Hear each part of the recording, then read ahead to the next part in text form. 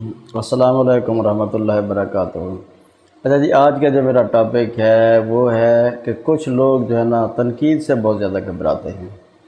اور ان لوگوں سے بھی بہت زیادہ غصے ہوتے ہیں جو ان پہ تنقید کرتے ہیں۔ حالانکہ تنقید اس چیز کا ثبوت ہے کہ وہ جو تنقید کر رہا ہے وہ کسی میدان میں کوئی رول نہیں کر رہا، وہ باہر تماشائی ہے۔ جو تنقید کر رہا ہے، جو آپ کو دیکھ رہا ہے، اپنی زندگی کا قیمتی وقت وہ آپ کو دیکھ رہا ہے اور آپ پہ باتیں کر رہا ہے، اور آپ وہ آدمی ہیں جو کہ